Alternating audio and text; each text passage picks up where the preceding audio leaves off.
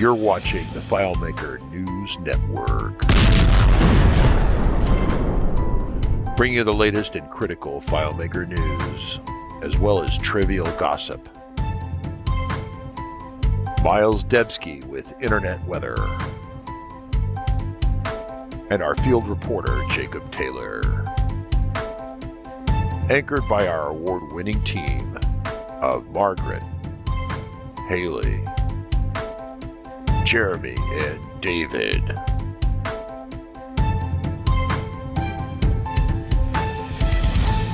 You're watching FileMaker TV. Hello, everyone. Welcome to Friday. It's another awesome day in the world of FileMaker.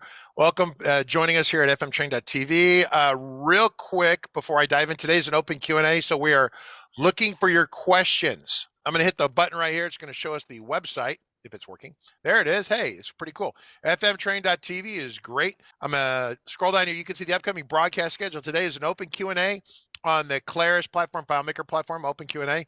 It's kind of anything goes today. I do have Jacob here to backstop me. Monday, Christian Schmidt will be here. He's in the audience right now. I want to welcome him. Nick Hunter, quite a bit next week. I'm going to be out. I'll be at school next week. And then Nick Hunter is finishing advanced search using whatever he's using. And then relationships, all you need to know. Or maybe not all you need to know. We'll have to see what he does. Hot, today is open. So we have a little bit of news, and some of this is going to be redundant for some of you. So real quick, so I'm gonna give some announcements today. I'm gonna remind people of certain things. I am not picking on anyone, and I will simply say that the person that thinks I might be picking on them is here. I'm not gonna say your name. I'm not picking on you. You know who you are. If you have no idea what I'm talking about, then yeah, just don't get mad, because it's not really about you. I'm reminding people of basic things. So one, as a reminder, basics of breathing oxygen, and feel free to Jacob Taylor put his face up here. He's going to want to probably chime in on this. What I will just simply leave this out for everyone. If your Claris or FileMaker server crashes, okay, what is the proper response from whoever is babysitting the server? What is the emergency procedure for the FileMaker server, right? What is the emergency procedures for that? Ruben and David Angel are coming up. Restore from a backup. Hey, nice, David Angel. That is the correct answer. What happens if you don't restore from a backup? One of you folks there on Discord. Be fired? Be fired? No. In this case, I like that one. Be fired. If you don't restore from a backup and you're running a crash database, you can get away with it once, twice, 10 times, 20 times. There's some magical number in there where you won't get away with it, and the file won't restart because it's damaged. The other things you'll start to run into is maybe once upon a time you crashed, the FileMaker server crashes because maybe it has a legit crash, there's a power outage, something happens, it's a legit crash. But if you use the crash file and a little bit of the database is damaged, maybe no one notices it's damaged, but if you have a user who's flipping from layout to layout or record to record, and they happen to walk across that damage, it's like a dead body in the park. If there are dead bodies in the public park at night, on the ground, in the grass, the park is dark. You're walking in through there in the night, you don't have a flashlight on. If there's 5 dead bodies out there in the middle of 100 acres, you're likely never to step over and trip on them. However, if you have enough people walking in the park, someone's going to trip on the dead body. And when that happens, you can cause another crash, right? So if someone trips upon this little bit of corruption that you've allowed to get into your file, then it crashes. And then if you use the crash file again, then you've added extra dead bodies or little bits of corruption. The analogy is very much like literally walking through the park at night. You can kind of see the horizon. There's no bad guys out there. There just happens to be hole. Someone dug a hole. You don't want to fall in the hole, right? Walking through the cemetery at night, you're not going to trip on anything. There are no dead bodies. But if they dig a hole for tomorrow's festivities and you step into the hole, that's bad. So we got it. I had an email conversation this week with someone who their organization wasn't doing this, and they had, and I was like, dude, time out, stop. And Jacob brought up a really good point. This customer goes, hey, we were working with this like really professional company that you folks would all recognize, not RCC. this professional company is supposed to be doing hosting, and we fired them from doing hosting. And the implication, they didn't say this, was that this company was restarting their server like whatever crash, it was opening a crash file. I was getting the impression that the crash files are being used over and over again. Yes. What I would tell you, and Jacob, you've talked to them some more, which is fine. But the point is that the road to hell is made with little small decisions. Sometimes it's a big decision, but mostly it's small decisions. It's like, oh, I got to get this up. I've got 100 people who are using this database, and I don't want to look bad, so let me just get this up as quick as possible. Probably nothing will happen. If you did that once ever, or 2 or 3 times ever, you probably would be okay. Probably. Maybe. It's not a guarantee. Maybe. But the point is you don't know. And then when it does it again, you're like, well, I did it before. I'll do it again because I got away with it. And that's the road to hell paved with small decisions. So I would simply say, go ahead, Jacob. And what you're looking at there actually is that you allowed the problem to occur, you didn't resolve it, and it occurred again. Because of what we were talking about is a second crash and you getting away with it again. That first crash may be the thing that elicited the second one. The cartwheel, yeah, that's what I'm saying. Every time you use a crash database, it's like you dug another hole in the cemetery, an empty hole. Yeah. This client got to the point of 5 crashes per day. Yeah. And then the final one where we got called was big. That's mostly intolerable in the first place. But they got to a point where it just wouldn't open the file at all. And then we got the call. So yeah, that does happen. So I'm going to come over here. So this is I'm not big on the frog artwork, but here you go. That's Kermit with these resuscitation going on. And yeah, you don't want that to be your database. So I would simply say is that even if I lost a little bit of financial data, I would have someone go to the backups and get it off the backups or read it off the backup or do something. I personally hate corrupted files because it gets worse. Every time you use the crash file, it gets worse. You have a crash and maybe there's no holes at all. Maybe the crash is a legit power outage or something like that. Shit happens, right? I'm not allowed to say that. Kermit happens. Claris happens. But then if you don't respond correctly to it, you're going to make a mess out of it. So I'm just going to leave that with you because listen, I have been there. I have been the guy who made this decision poorly, not recently, 30 years ago when I started. Yep. And not the professional CEO but when I was like 25, I'm like, hey, it'll work fine. Right. And the road to hell, or what do they say? Experience is, learning is a change of behavior based upon learned experience, right? So anyway, all right, cool. So that's that. Now, Jacob, you have some hot action news from the forefront of from the server. People have been started, despite my instructions, people have been installing server 19.6.1. Would you like to give us a hot action update report on that? Yeah. We've run into more problems with Pro, actually. Basically, so far, 2 customers, 3 if you count we have an internal test server, obviously. But that said, 2 customers so far have not run into immediate earth-rending, business-ending type issues yet. We will yet see. I don't think RCC is going to be doing any kind of official endorsement of the new thing until probably at least January. I want a few more people to, be unnecessarily exciting with their business and upgrade or do something like that, either because they ask us to or because they do it themselves. And then we'll get feedback based on that. And so if we don't discover new horrifying issues, like I said, maybe in January or something like that, we'll say yes. But we're kind of waiting to feel it out. As always with new releases of Claris software, some of the code just is amazing and works and doesn't really have any bugs in it. And there's always something that does, and we want someone else to find it. So that's the hot news. So now we're open Q&A, which means if you have a question, we will field the question. Do we have any open-ended close-ended, open-ended questions? Right? We do actually. We've got one from Gunther Klein. Sorry if I don't say your name correctly. Hi, I use your database. I really like it. when I create an estimate, I choose a customer and then the contact. Is it possible to filter it according to the selected customer? Yeah, absolutely. So it took me a second to catch on to that. So Using the 2019 version of FMSP, so the older.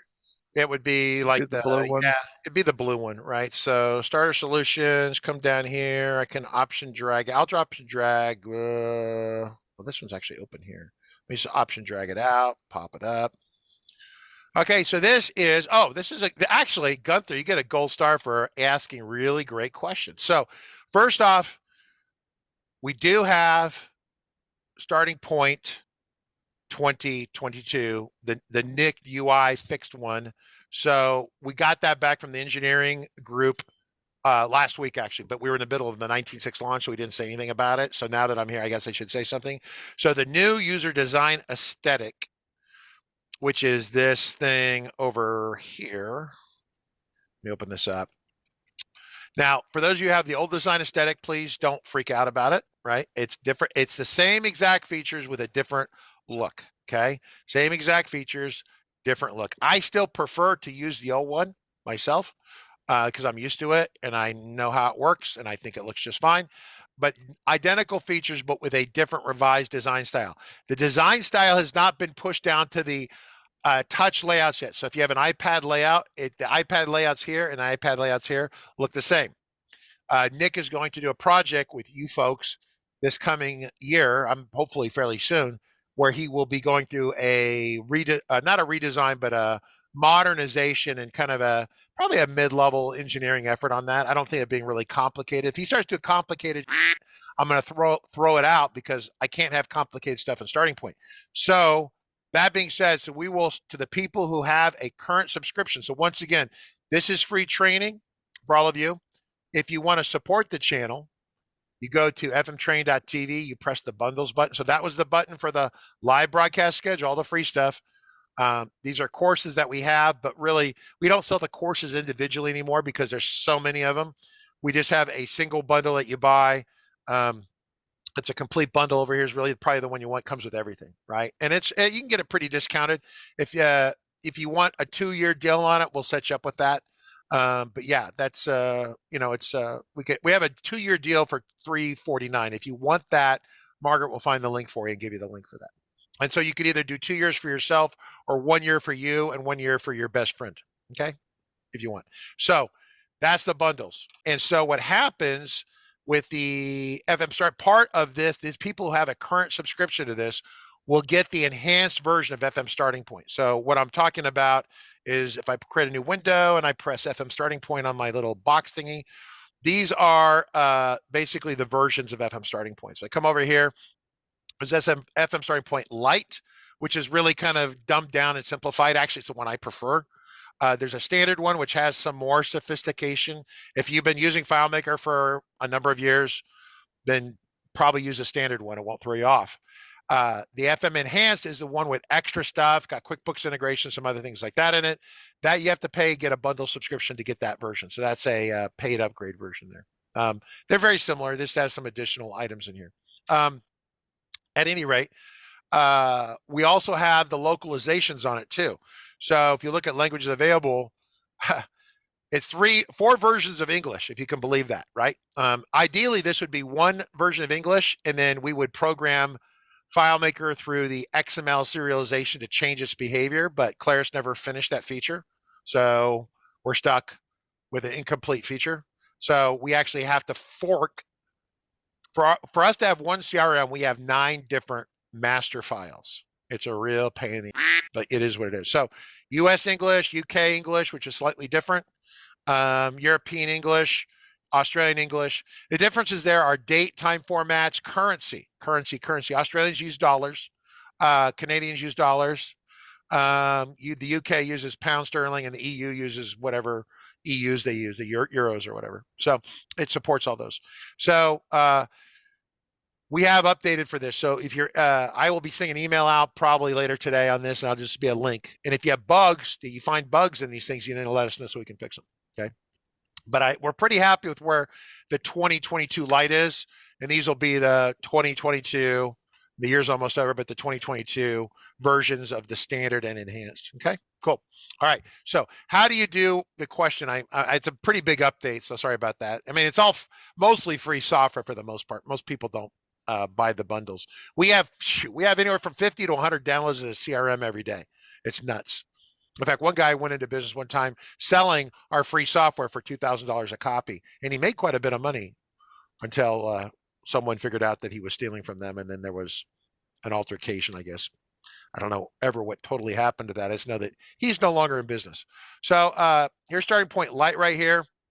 If you go to this version right here, if you're in estimates and you're trying to select a company contact, okay, so you have an account right here, you select an account and you want to find, let's just do a new record. I'm just gonna do a new record. I don't care about the project. I'm not gonna print. Project, account. Let's select account, find the account. There's only one company here, unfortunately, okay? What you can do is then when you get to this screen right here, you can have an auto filter. You could actually have a script where it would grab it from over here and put that filter in there automatically for you. You could script that behavior to do that. So if you had let me go ahead and cancel. If you're on this screen and you're gonna press this button right here, we add, which I could probably just do it almost. I don't want to get too deep into this, but I'm just trying to give you the steer on this, not trying to code it for you. If you want to help coding that we have engineers that will help you do this pretty inexpensively. I think the half off deal these days is $100 an hour. That's anymore. I found out that half off is $100 an hour.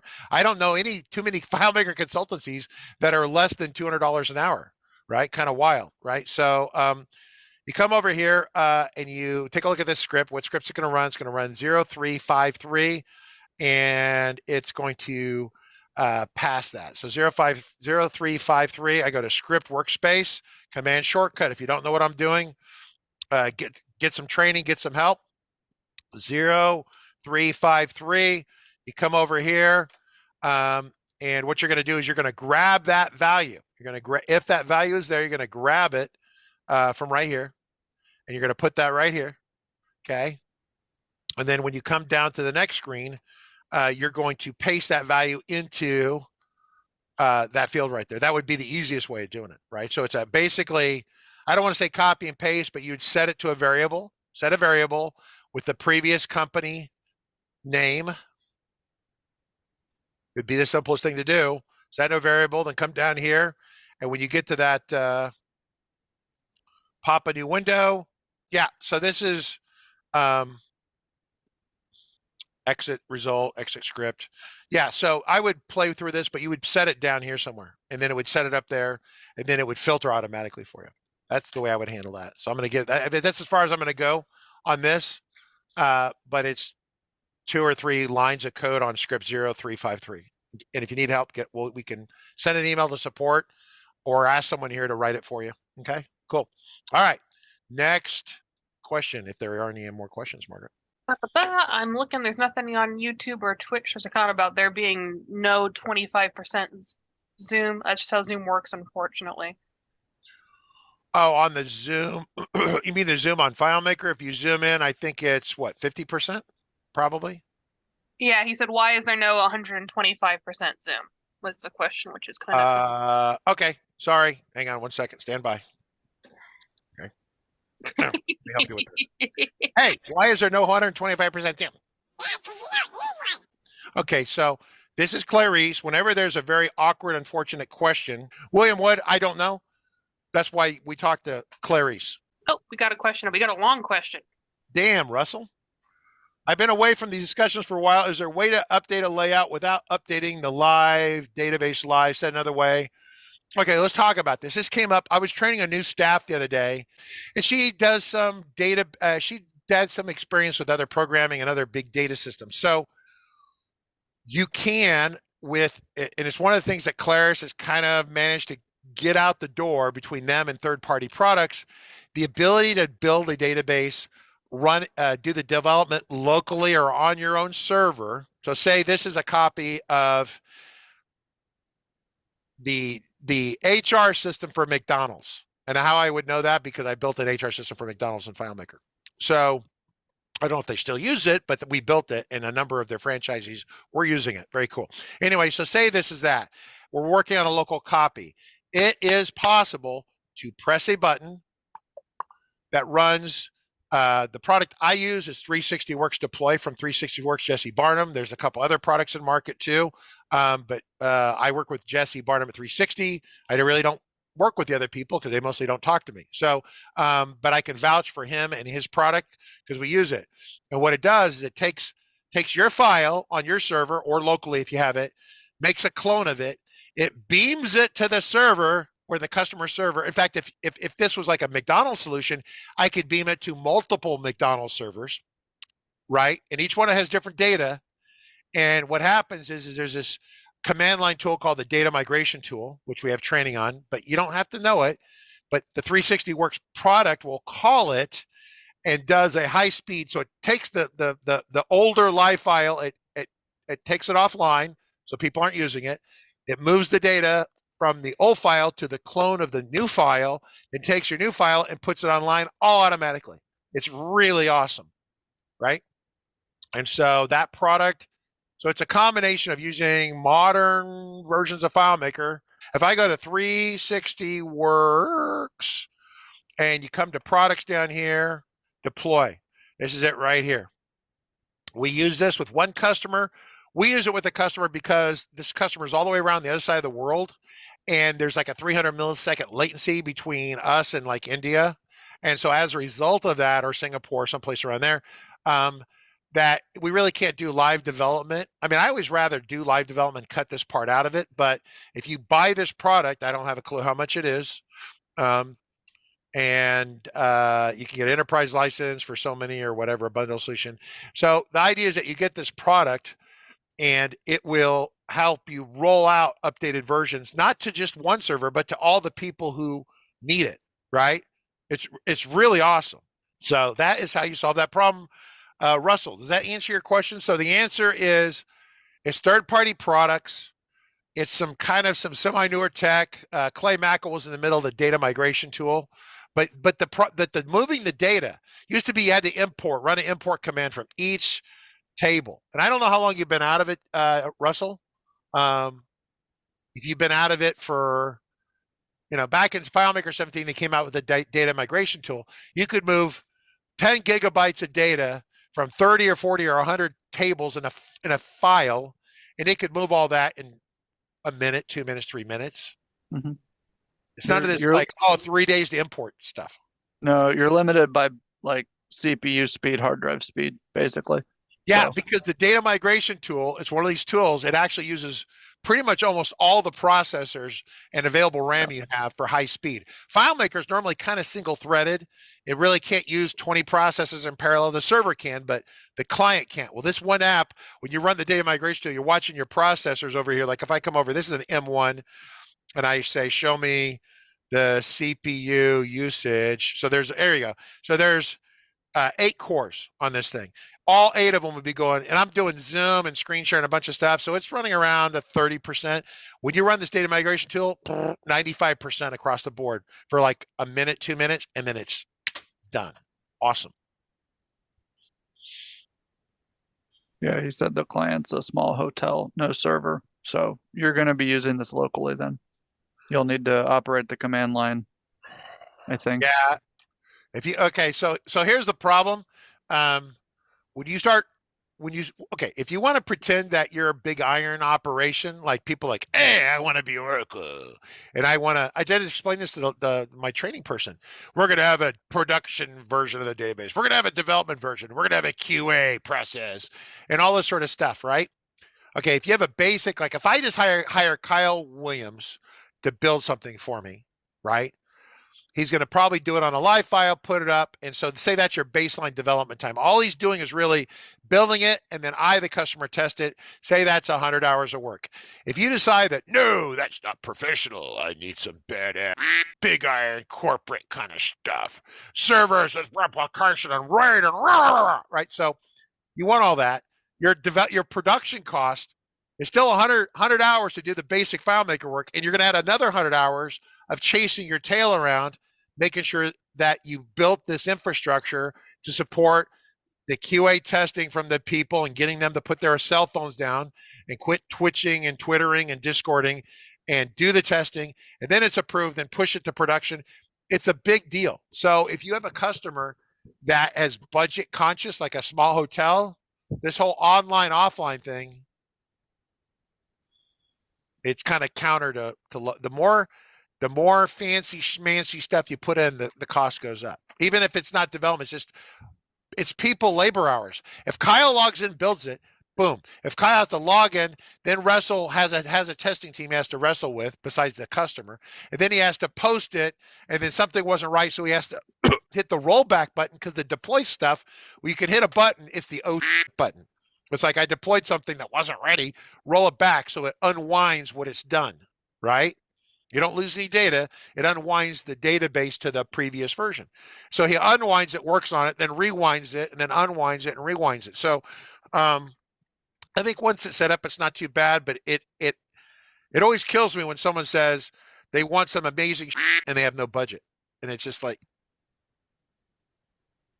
I cringe. We always build in a hosted development environment and then test UAT in production. Yeah, so the cost on that about doubles the actual production cost. So yeah, and that's how that works. But if you have a big company with mission critical system, then you're going to need to do that. There's time and place for this, right? The people we have in this live stream are people, small mom and pop, like they build their one database, and we have people all the way doing, like McDonald's stuff, right?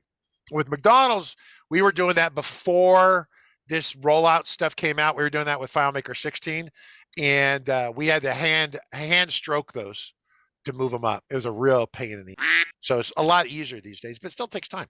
It's not free. Doing all that extra level of security, safety, and testing, it's not free. It costs money. And people always come back. I deal with a certain jet manufacturer from Japan, and they wanted, and then their quote went from 40 to 50 to 60 to 70,000, and then they decided that they didn't want it that bad, right? And this is a company that's a Fortune 100 company in Japan.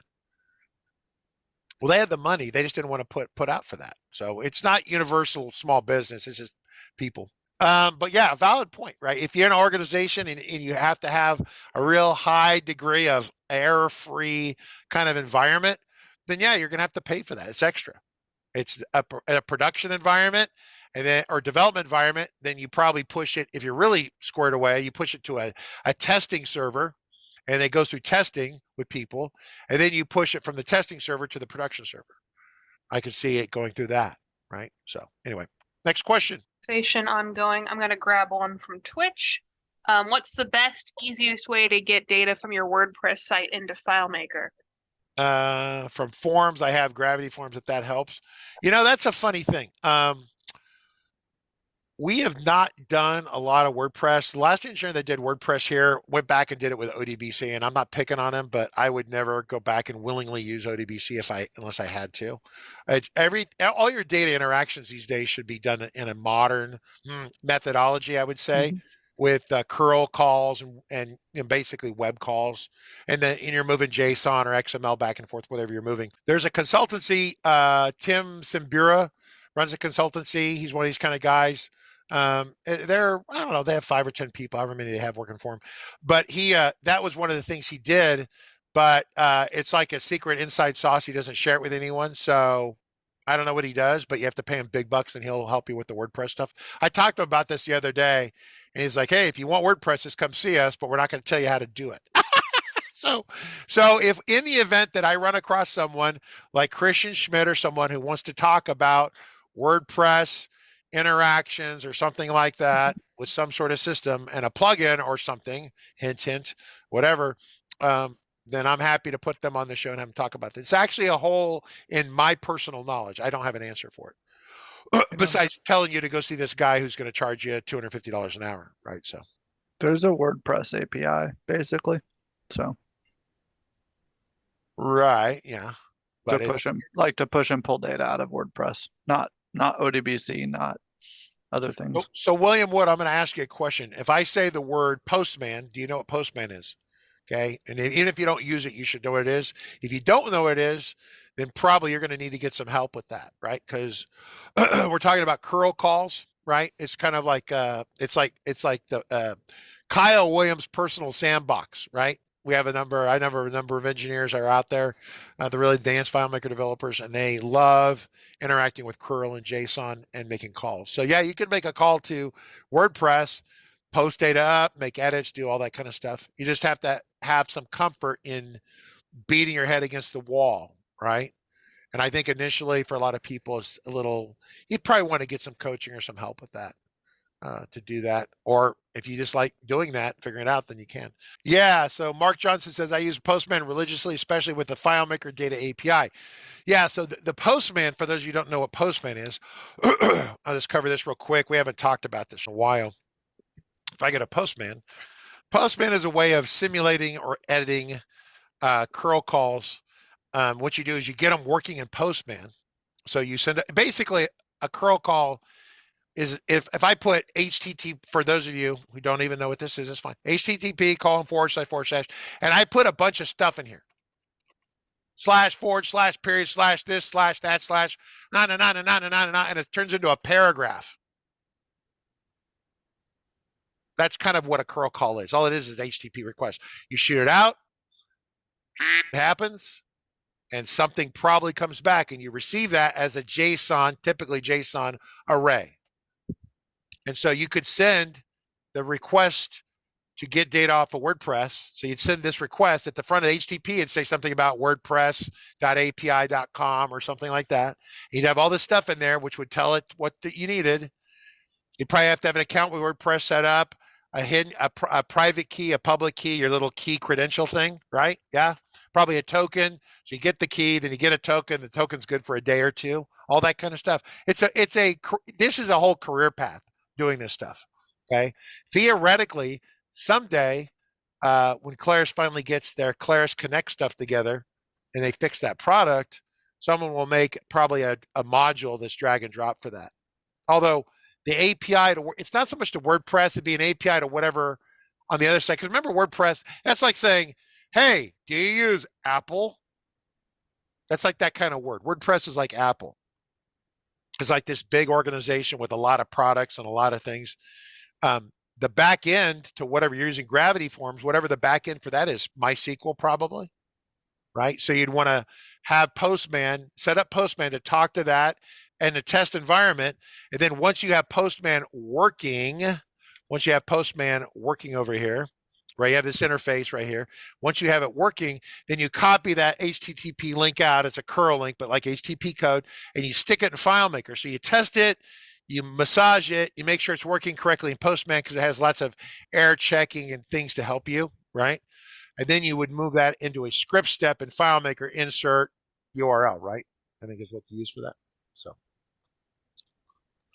David says there's a Postman collection for the data API in FileMaker, different curl calls. I beat my head against the wall sometimes, and it's fun to do. This. What Mark Johnson says. Very true. David Angel says like Microsoft Automate or Zapier. So Zapier, yeah, I'm going to try to behave nicer. Claris is, I see her vibrating on my desk over here. So Zapier, this is what my engineers use, okay? And so Zapier is basically, they have a free tier, and then they have, all these more paid versions, but they're basically, it's the integration between point A and point B. And I'm looking over here as Zapier earlier access. Zapier has decided to go into the database building program like just like another, well, I don't think they're low code, but they're trying to abstract the database tables. I Yeah. love that. That's so good. Yeah, I don't know if that's going to go anywhere. Just because you're successful in one area doesn't mean you're going to be successful everywhere else. Ask Google and Facebook about that. What brought you to us today?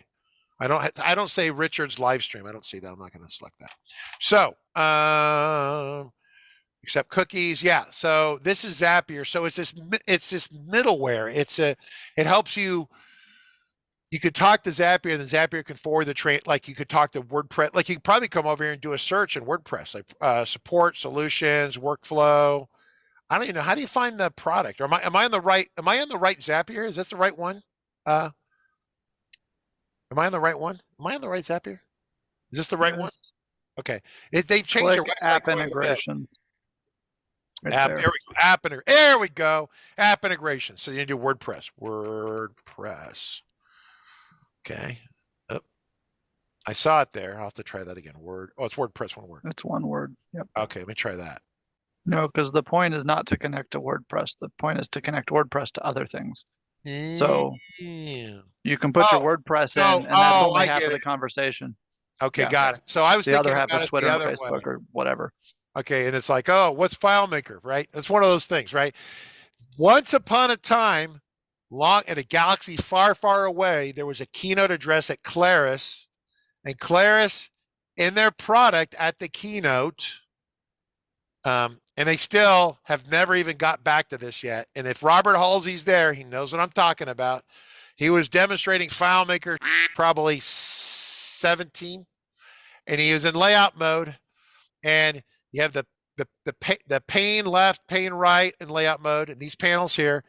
And it was before they'd added the object tree, but he had fields and add-ons, and he had Zapier right here. And they had pre-built integrations into Zapier, okay?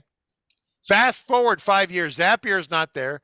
Claris Connect's not here. Hey, Claris, you're letting us down. You need to put that into the product, okay? So anyway, but wouldn't that be great if you had an integration? You could Zapier and then just drag stuff on here. That's kind of where this is supposed to go. It just, for whatever reason, hasn't gone there because of God knows what. I really don't know why that hasn't happened. I think what happened is that Connect came out, and then the developers vomited, and then no one used it, and they're still to this day picking up the pieces from that event from 3 years ago. So I don't know what else to say. I think they could fix it pretty easy, but they got to decide that they're going to put the engineering resources into doing that. I mean, the product's really great, but a lot of you are asking questions about how do you do that's not built in. And there's all these things I know where it was so close, right? I'm over here waving my hands. Let me put my camera back in. It was so close to being in there and being good, and then it got screwed up at the last second. So please fix that. Make it give us awesomeness. If you don't want to use Zapier, then put Claris Connect in here and let us build custom modules. So Kyle Williams can build a module, and it's either free or he charges $100 for the module, whatever. And we drag and drop it in here, and it does amazing stuff. Kind of like add-ons. You can take add-ons and drag them on here to do things like, hey, let's add a module here, barcode scanner, Kanban, all this kind of stuff. Where's Connect? Connect should be in here. It's not in here. That was July of 2019, before COVID. So anyway, maybe someday. Santa, would you please? Okay, I need Claris with a Santa outfit, right? Santa, would you please bring me integrated with Connect? Create your. Iger Dav said create your own webhook. Yeah, you could. Once again, varying levels of what you would do. William Wood asked Jacob, what would Brian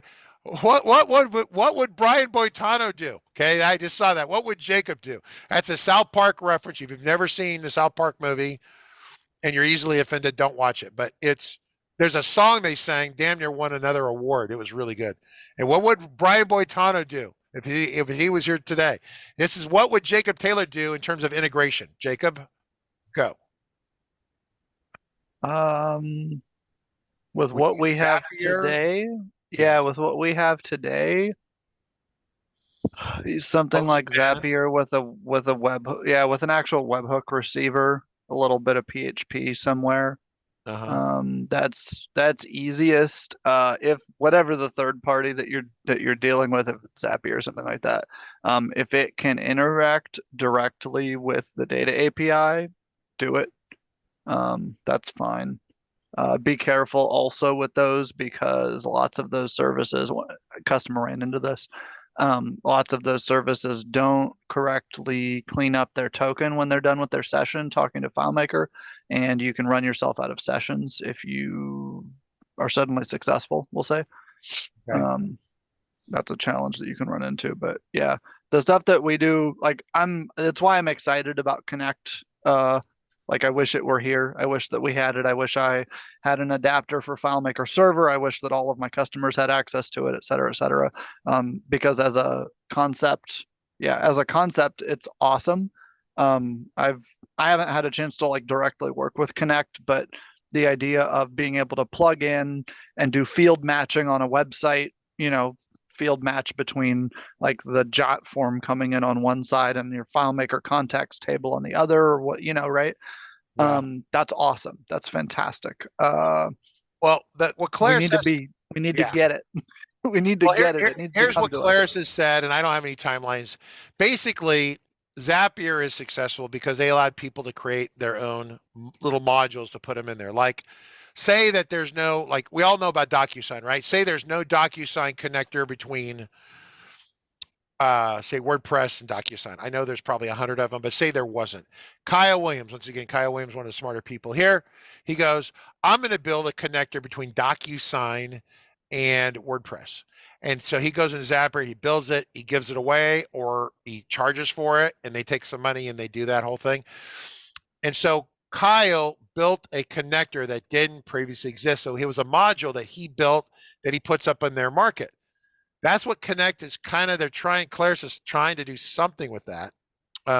So we can build our own modules. What happened was that Claris, as Apple, bought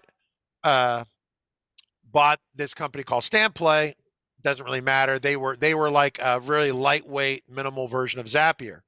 And so Claris bought them out and said, hey, we'll put this in here, we'll build it, we'll be rich and successful. And what happened is that they realized after they committed to buying this and buying it, that Apple wouldn't let them put all the modules in there they wanted. There was issues with Apple building modules. PayPal, I think, wanted to shake down Apple to give them money to allow them to connect that way. All sorts of really, stupid corporate went on. And so not necessarily the fault of the people at Claris, except that they were wrestling within this Apple legal infrastructure. And so what ends up happening is that that killed it. So what Claris came out with, they had a whole bunch of possible connectors. Then they come out with 40 watered down connectors. And like people are like, hey, I don't give it because Zapier's better and it's cheaper. And I can like customize and do this other stuff with it. So what Claris had to do, and they knew this back when, in fact, they said they were going to do it, then it kind of never happened. And now I think it's back on the project plate again, is to take Connect and allow developers to build the modules that aren't in there, right? So you get Connect, it works, it's a thing in FileMaker somehow. And then Kyle, hey, here's this connector. Give Kyle $100. The connector comes out. We drag and drop it off the side of FileMaker, right? It's over here on the side. It's a connect thingy. Click on here. It says connector, and then oh, the Kyle's is not in here. I bought it. Double click it, puts it in here. Drag it on here. Then it works. You do a couple config things, and it magically works. That's the whole idea with Connect is supposed to take away the programming pain in the ass of the curl call. Same as Zapier. It's a product that came out. I think the developer community went right, and then the management team down there just kind of went, okay, well, we'll come back and revisit this someday when we're bored, as I think what happened. I don't really know. I just know that nothing's happened with it. Claris was really excited about pimping it and getting it customized for Apple for educational customers. I serve very few educational customers. They don't want to pay a professional FileMaker developer to do something that they will try to hire out to one of their college students who doesn't know his from a hole in the ground or her from a hole in the ground, right? They hire them for $20 an hour, $15 an hour, whatever the minimum wage in that state is, and they wonder why their databases don't work. I can't tell you how many projects where we quote the project, whatever, $20,000, $30,000, whatever it's going to be. And they're like, oh, we could do that for $3,000 with a college student who doesn't know what FileMaker is, but they could do it just as good as you. We'll give them $3,000 and we save ourselves a bunch of budget. Okay. That happens all the time. And so we don't do a lot with education. So when Claris gets excited about education, it's like, right? Right.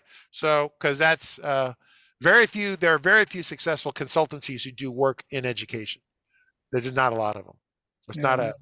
I think the focus for that integration too was there's like student information management systems, which there's like 4 of them that are, I don't know, the main ones or whatever. And 3 of them, one of them, yeah, all those. Yeah, 3 of them like said okay to Apple integrating basically, because Apple's with iPads and stuff, they're all in the schools already. Yeah. And so they were like, well, we can do this thing with FileMaker and Connect and these student information management systems to get them all plugged into each other and synced up and stuff. And it's like, again, it's schools, so I don't think it's a lot of money, but it's tight integration and it gets everybody's foot in the door. Well, it's not money for developers, but it's a money for Apple and iPads, right? Because remember, Yeah. Apple, they don't want to sell one Better iPad. experience. They want to sell 10 million iPads a quarter or whatever they're doing, right? So, yeah. Yep. Actually, I don't even know how many iPads they make per quarter anymore. They probably do at least 10 million. I can't even imagine a lot. I can't. Have you ever thought of what a semi truck, a lorry, if you're in the UK or EU somewhere, a lorry, big lorry full of little iPhone or iPad boxes, just a wall of hardware and all identical and all QA'd and perfectly tested and perfectly saran wrapped in that beautiful Apple package. Just a little bit overwhelming to think of how many semi trucks Apple rolls out every year. That's why they wanted to do that, right? Because they're selling more of these mobile devices, right? They're not selling $3,000 laptops to the students, right? It's all iPads and then if they blow that deal, then people are buying the Chromebooks. Yeah, that's that stuff. So yeah. It seems like the recent years they sell about 10 million a quarter, by the way. Yeah, that doesn't surprise me. 10 million a quarter would make sense. Yeah. So imagine those trucks. That I don't think you couldn't even get 100,000 phones in those 4 trucks right there. I mean, and think about what 10 million represents. It's staggering, a staggering number. And of course, their CEO is a logistics specialist, right? So he knows what he's doing, clearly. He knew what he was doing whilst Jobs was there. That's why Jobs gave him the captain's chair. All right, cool. Well, I don't have anything else for today. If you folks have anything hot and exciting, so please don't use crash databases. Please run backups. If you crash, run to your last backup. If you're going to use server 19.6, it's been going pretty good so far, but we've actually run into some bugs with Pro 19.6 as an alternative. Okay. Specifically, so we have an issue and one customer had an issue with the save records as PDF script step. What's the symptoms on it? Just doesn't work or does weird what pauses permanently. The little dialog pops up, saving records. It's spitting the PDF out, just sits there forever. So you have to force quit it. So that's a hang. So it's a hang. You got to hang. So save as PDF may cause a hang in 19.6.1 Pro. On the Mac, do we know if it's on Windows? It's on Windows for both. Yeah, it may be an Edge problem. We don't know. I'm working with Claris to try and figure it out because I thought it was just us. Like we have an internal process that's having this challenge. It's an existing thing we've been working on trying to get fixed either for us or for our customers. But the customer now who they went and upgraded, they got the little pop-up in Pro and Pro was like, hey, go to 19.6. And they said, great, that sounds fantastic. And then like one of the things that they're trying to do, I don't know, Wednesday this week was put all their PDFs out to send to their clients, and it would just bunk and then just sit there saving PDFs, so that's the same behavior. All right, cool. That's it for today. Margaret's going to be back with Jacob Taylor on Monday and Christian Schmidt with some monkey spread, right? OAuth, a decidedly different kind of day. If you have questions, comments, you want to complain, file a complaint, we'll send you a refund for your investment. Support at RC Consulting. Attention, Jacob Taylor. Support at RC Consulting. Support at RC Consulting. I will personally write the check for every penny that you have paid for this live stream. That's correct. All right.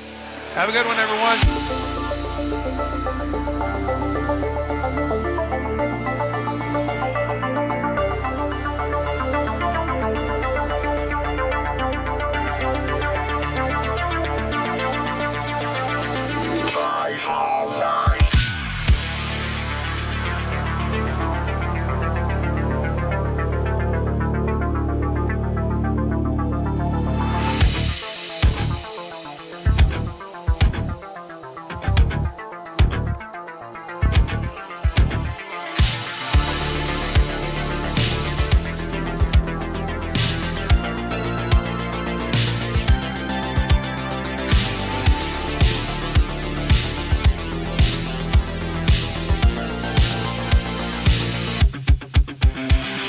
Got a report of an individual up here who may be a FileMaker license.